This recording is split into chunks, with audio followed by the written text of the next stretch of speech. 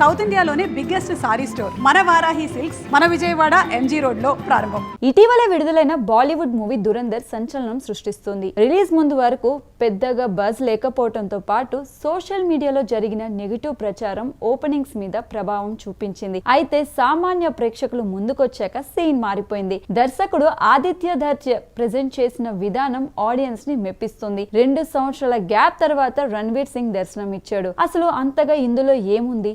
శత్రుదేశ ప్రస్తావన ఎందుకు వచ్చిందో చూద్దాం. 1999లో ఇండియన్ ఐసీ 814 విమానం హైజాక్ అయింది. ఆ తర్వాత 2 ఏళ్లకు భారత పార్లమెంట్ మీద దుండగులు దాడి చేశారు. ఈ 2 ఘటనలకు తీవ్రంగా రగిలిపోయిన ఇంటెలిజెన్స్ చీఫ్ అజయ్ సన్యాల్ పాకిస్తాన్ మాఫియాని మట్టుపడితే తప్ప ఈ దారుణాలు ఆగవని అర్థం చేసుకుంటాడు.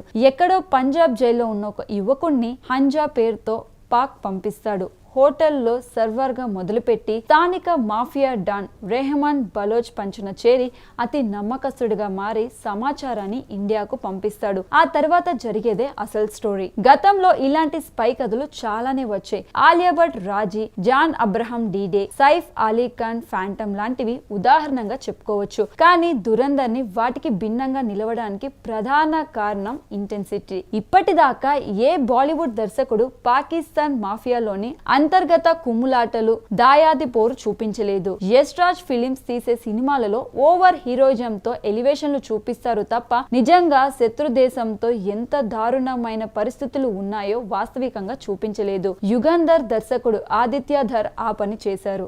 లైరా అనే ప్రాంతం రాజకీయంగా, తీవ్రవాద పరంగా ఎంత పెద్ద సామ్రాజ్యాన్ని సృష్టించి పెట్టిందో కళ్లకు కట్టినట్టు ఆవిష్కరించారు. బలోచ్ వర్గాల మధ్య ఆధిపత్య గొడవలతో పాటు స్వంత తల్లిదండ్రుల సైతం చంపేంత కసాయి మనస్తత్వాలు ఎంత దారుణంగా ఉంటాయో పచ్చిగా ప్రెజెంట్ చేశారు. ఏజెంట్ గా వెళ్లిన రణ్వీర్ సింగ్ అక్కడి ముఠాలో చేరిన తర్వాత చూపించే ఘోరాలు చిన్న పిల్లలు భయపడే స్థాయిలో ఉన్నాయి. ముంబై తాజ్ హోటల్ మీద దాడి జరిగినప్పుడు ఐఎస్ఐ గ్యాంగ్, స్థానిక వ్యాపారవేత్తలు, మాఫియా నాయకులు అక్కడి నుంచి ఎలా చక్రం నడిపించారో సాక్ష్యాలతో సహా వివరించారు. దురంధర్ లో వయోలెన్స్ ఎక్కువగా ఉంది. కళ్ళు మూసుకోవాల్సిన దృశ్యాలు పలకరిస్తాయి. మనుషులు ఇంత కిరాతకంగా ఉంటారా అనిపించేలా హత్యలు జరుగుతాయి. ఎంటర్టైన్మెంట్ ఇంచు కూడా ఉండదు. ఒక రకంగా చెప్పాలంటే 3.5 గంటల పాటు పాకిస్తాన్ లోనే తిరిగిన ఫీలింగ్ కలుగుతుంది. దురంధర్ ప్లస్ పాయింట్ ఇదే. పాక్ పాలిటిక్స్ ని ఇంత లోతుగా చూపించడం వల్లే ఆదిత్య ధర్ ప్రశంసలు అందుకుంటున్నారు. టెక్నికల్ గా దురంధర్ హై స్టాండర్డ్స్ లో ఉంది.